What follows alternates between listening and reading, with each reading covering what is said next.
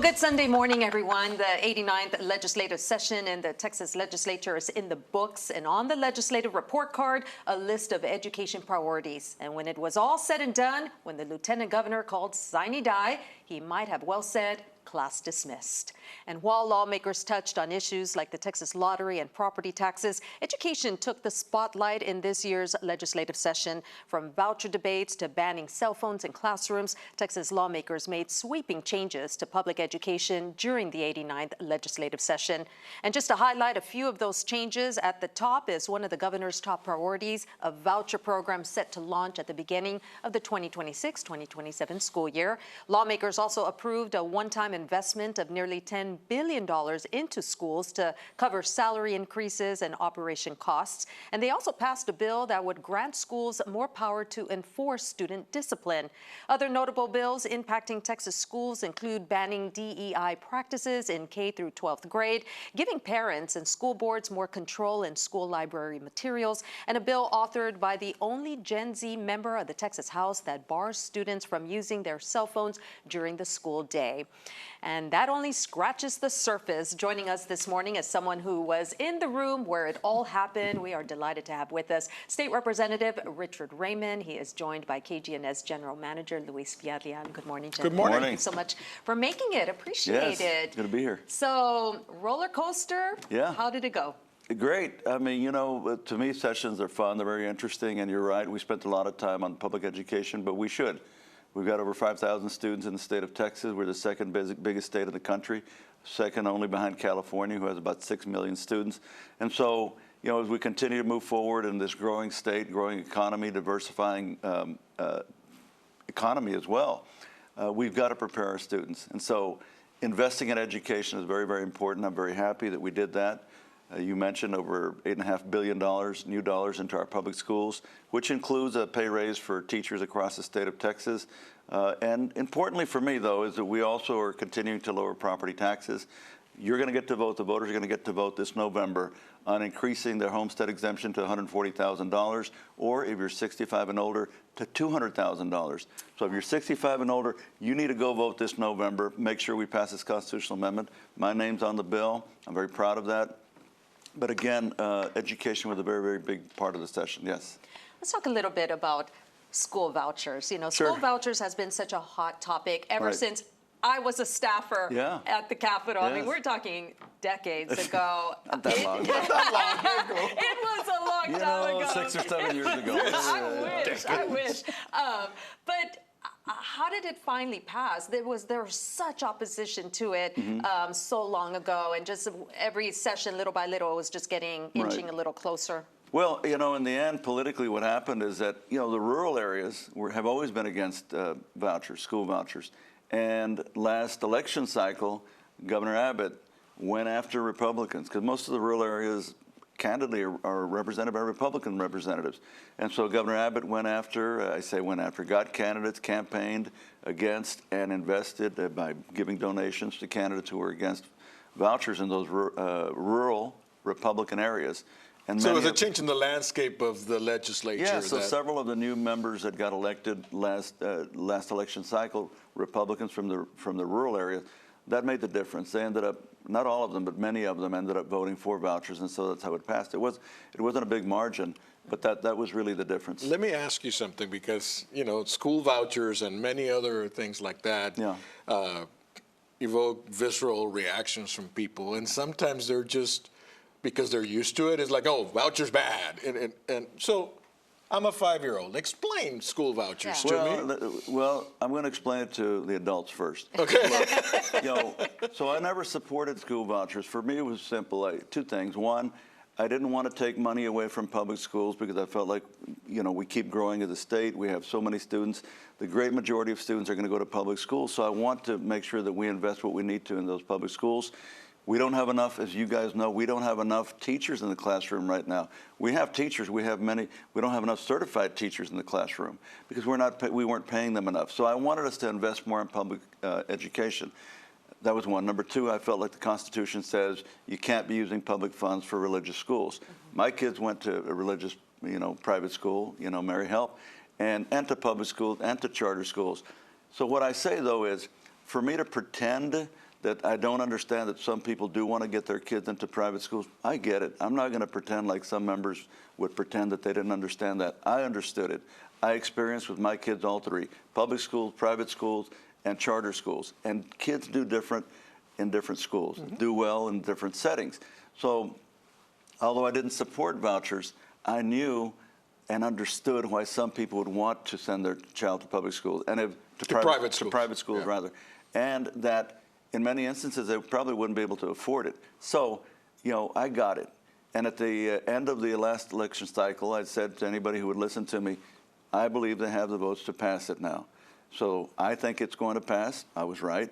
And so what I worked really hard at is to make sure I met with the governor, I met with the lieutenant governor, I met with legislators, and I said, look, that's going to happen. We need to invest in public schools as well.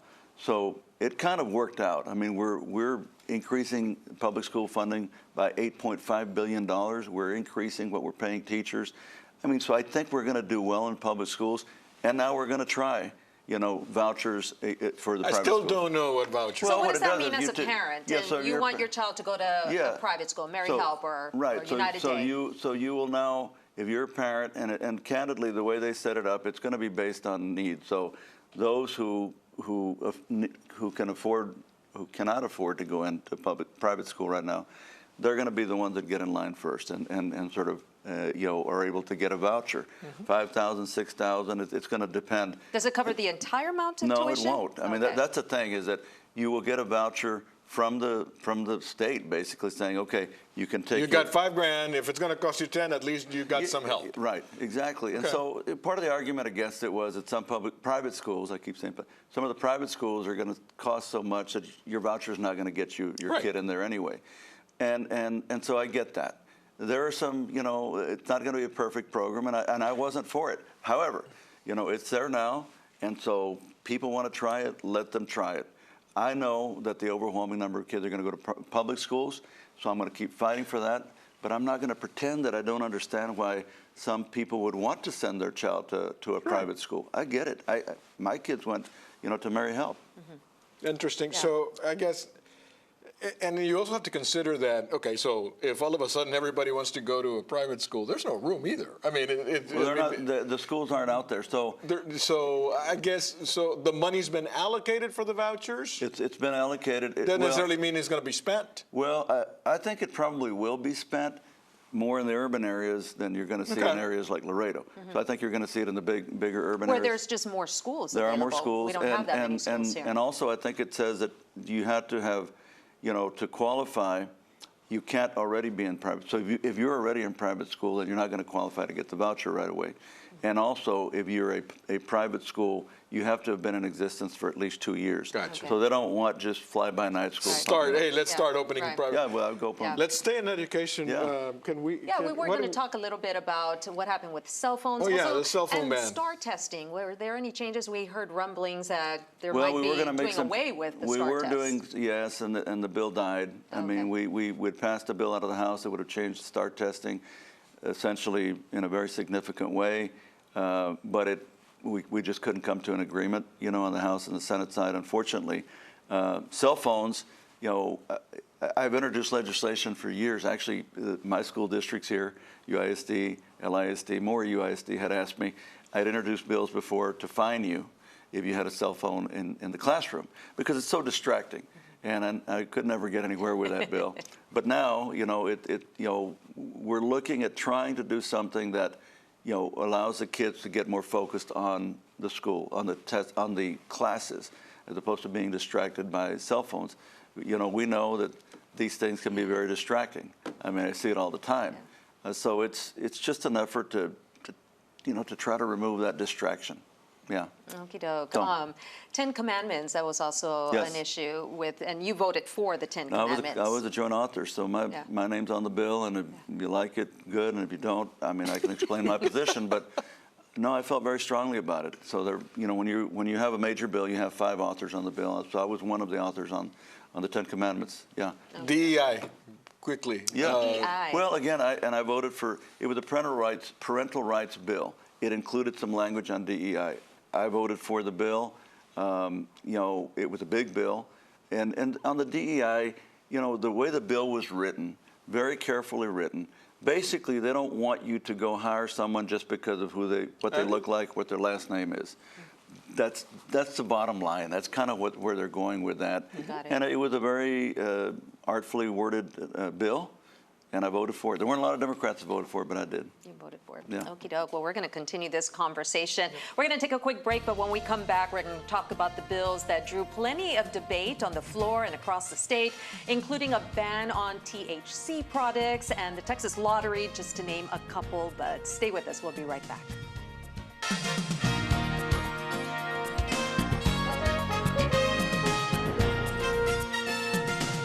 Welcome back, everyone. Well, when the legislature met, they didn't shy away from making some noise. One of the most controversial measures on the docket is a ban on products containing THC. Now on the governor's desk, if signed, it would limit retailers and users to only CBD or CBG products. Another bill targeted the Texas lottery, banning online ticket sales and eliminating the Texas Lottery Commission, shifting oversight to a different agency. Another measure that made national headlines, a bill that would require every public classroom to display the 10 Commandments. So back at home, though, Laredoans shared their thoughts on some of those controversial proposals.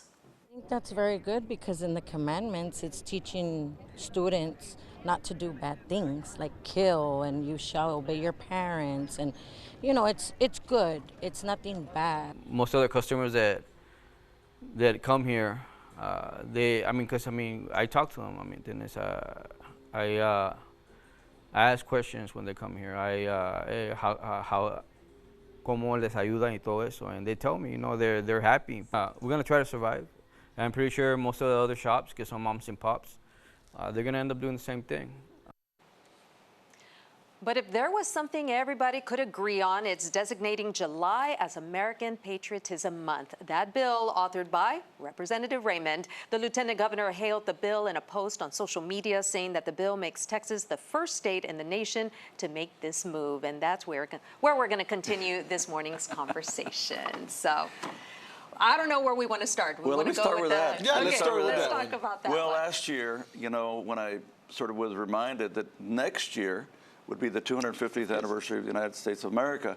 And I just, you know, I am a patriotic person. And I just thought, you know, we got to do something to sort of acknowledge that. And we have a month to recognize this and a month to recognize that, different months to recognize different things. But I wanted something that brought all of us together. And so I worked, believe it or not, working with legislative council back and forth for about 2 months. So last year I wrote up this bill to have July, starting next year on our 250th anniversary, July as American Patriotism Month in the state of Texas, every July from then on. Not just next year, but every July from then on. And it was received wonderfully. I mean, everybody loved it. We're the first state to do it. I hope other states will do it as well. I found out Congress is considering it, but they can't get their act together. And I'm sure Congressman Cueta's for it, but you know, but I'm proud of it. Because it was one of those moments, and Mindy knows this, having worked up there, there's so many ideas floating around, and when you come up with one that you thought of yourself without anybody else prompting you, you're proud of it. And so I didn't ask the lieutenant governor to put that out, but I appreciate that he did, and we're looking forward to it. Let me take you to the 10 Commandments. Yeah. Because I had a conversation at home about this. Yes. Because I am generally, I agree with you. I think it's a good thing.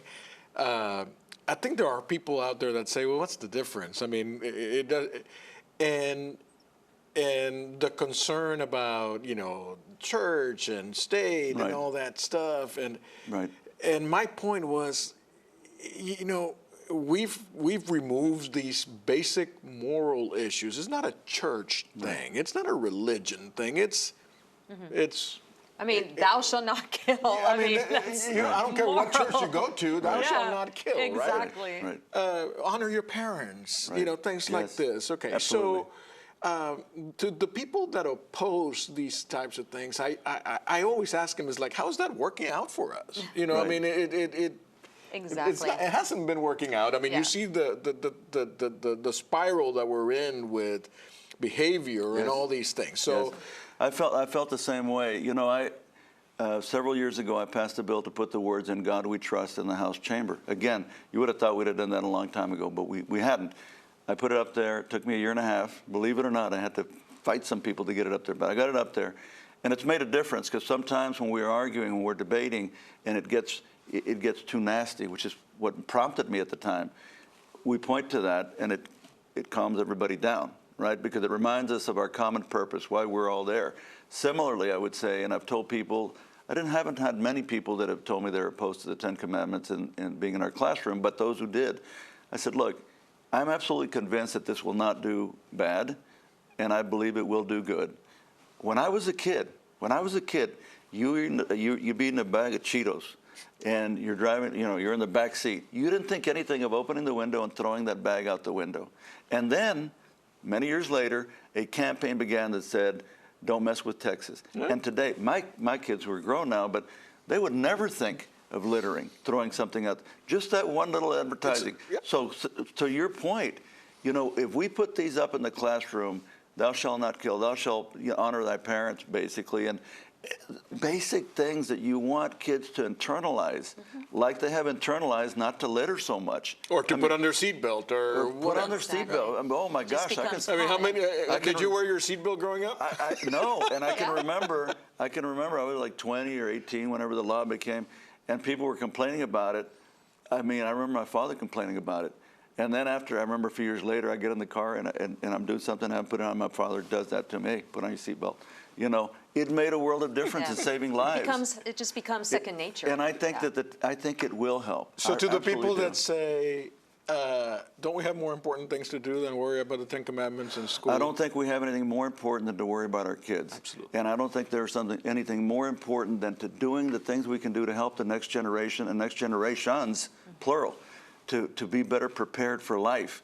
And the basic things that you learn on the 10 Commandments, no, I think it's going to help us. I absolutely do. I do not believe it will do bad, and I absolutely believe that it will do good. THC. I was just going to say, let's talk about THC. Absolutely. And I'm on the committee that has oversight, and we had long hearings on it. And so, my position as we had the hearings, I said, what we found out really was a lot of the stuff where people are having problems, where some people will have adverse reactions, which I don't think are that many, but the ones that have adverse reactions, it's significant and it's important, and you have to recognize that. But a lot of that stuff is being imported from other countries, probably being put on the shelves illegally. But what we found out is that the state is doing very little to send out inspectors to make sure that the current laws are being followed. If we would just invest in more inspectors to go out to these stores, pull stuff off the shelves that are coming from China, that have products in there, chemicals in there that really have not been approved by the FDA. If we just take that off, I think we could move forward in an even way. I supported a compromise that would have allowed us to continue to sell products that are made in Texas, that have been approved by the FDA, but that we also send more inspectors to go check those stores. The other ones. At this point, so I voted against the bill that finally passed, because the bill that passed just shut them all down completely, and I don't think that's the right way to go. What was the debate when it came to patients and cancer care and things like that? Was that brought up? Because Absolutely. Some patients, of course, turn to that. Absolutely. Well, another thing, I used to chair the Defense and Veterans Affairs Committee. I work very closely with the veterans community. This has helped so many veterans get off opioids. This has helped so many veterans get off of alcohol. This has helped so many veterans, not just veterans, but cancer patients and others. And so I know how good this is. So I know how much it can help. Where do they turn to now, or what do they do now? Well, we'll see. The governor has not decided yet if he's going to veto the bill or sign the bill. We have to, as we sit here today, the governor's not yet decided. I saw he was at a press conference yesterday, and he wouldn't answer the question. He said he's reading the bill and he's thinking about it. So he hasn't decided. If he vetoes the bill, I believe what he'll do.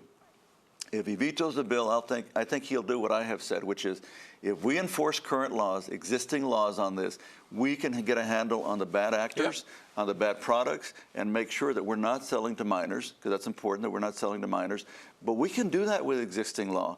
So I believe that if the governor, you watch, if he vetoes it, I think he's going to say, we're going to enforce existing law, and by doing that, we can address the concerns that have been raised, but also continue to help the people that need help. Are we losing the lottery? No, we're not. The lottery got moved over to the Department of Licensing and Regulation. Okay. So the lottery is still going to exist. It's just not going to be the Lottery Commission. It will be TDLR, Texas Department of Licensing and Regulation.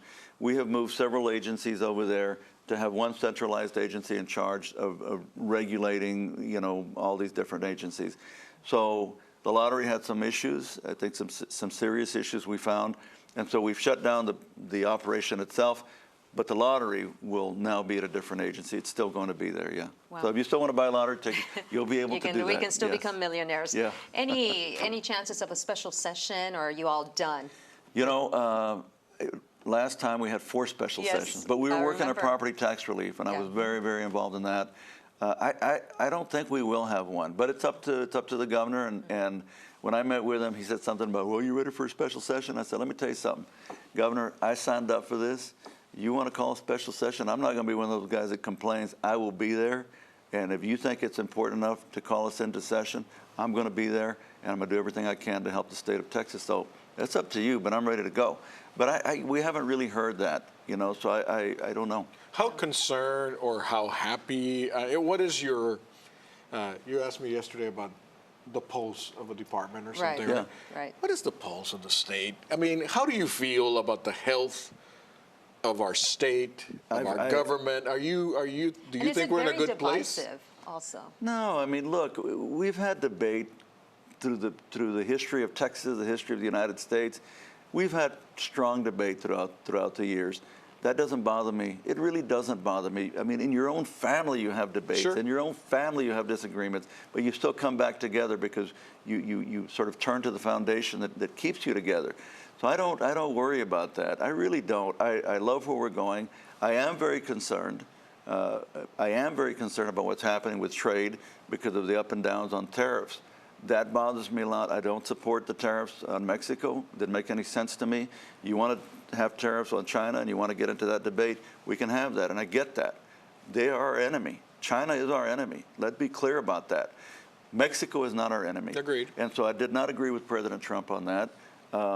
It has affected our economy already, as you all know, here in Texas. I've talked to plenty of people, plenty of business folks out there. We have lost jobs. The uncertainty of it makes it harder for banks to make loans if you want to expand, grow a business or build a new business, because they don't know if the tariff's going to be 25%, 0, 50. We don't know. I'm concerned about that with reference to Laredo. But overall, in the state of Texas, I mean, I feel very, very good. We've done a lot of good things. We are the state that people want to come to from all over the country, apparently all over the world, but certainly all over the country. They want to come here. Businesses want to move here. We have passed many bills, done many things to make it more attractive. And we have the best university in College Station, so. Absolutely. You know, look, I'm very excited. I love Texas A&M. I'm a Longhorn through and through, but you know, some of my best friends are Aggies. I love Aggies, you know, except on one day of the year. And real quickly, in 10 seconds or less, when are you up for re-election? I'm up next year, so I'm running for re-election. If you're old enough to vote, please vote for Richard Raymond. I hope you don't mind me saying that. Thank you, Representative. We appreciate that. Thank We're you. going to take another quick break. When we come back, it's the one thing that our panelists cannot stop thinking about. Stay with us. Welcome back, everybody. It is the one thing that our panelists cannot stop thinking about. We're going to start with Luis. All right, so the big announcement was made earlier this week or last week. Mr. South Texas, Senator Cruz, and listen, I'm not here to talk about, I'm not saying that I can't stop thinking about Senator Cruz, but the reaction to the announcement, oh my God, I mean, it was like, it was polarizing as everything in this time of year, I mean, in this time, but it's going to be an interesting parade. Yeah, definitely. So, we'll see how that one how goes. many folks come out. Okay, my one thing, take a listen to this. Marcela Delgado, vivo en Texas y soy mexicana. Okay, we are so proud of Marcela, of course. You know, we consider her one of us. She has been here at KGNS for how many years, Luis, has she been one of us? Couple of years, Couple of years, our She's Ola spokesperson. She is competing for Miss Universe Latina. She made it to the next round. In fact, that next round is tonight. This episode airs this evening, so we'll see if she makes it past tonight's round. Then there's another. They move into a house and they do like kind a of little Big Brother reality type of show. thing, So you can catch that on Telemundo tonight, Sunday at about 6 o'clock, and let's all root for Marcela Delgado. Yeah. Representative. Well, you know, I've been in session for the last 5 months, and I have not seen my daughter Eva since February. So I can't, as soon as the gavel came down, I knew that 1 week later, which would be next Monday, I'll be getting on a plane to go to New York to go see her. She lives in Brooklyn. And so that's what I can't take my mind off. I was talking to her last night. She called me last night, and we're excited just to spend some time together. Yeah, that's awesome. Yeah. Yeah, it doesn't get better than that. Yes, Thank you very absolutely. much. Thank you. Thank Appreciate you. it. Appreciate having you with us, Representative. And that does it for this episode of Beyond the Headlines. Make sure to tune in next Sunday for another episode. Until then, have a fantastic week ahead.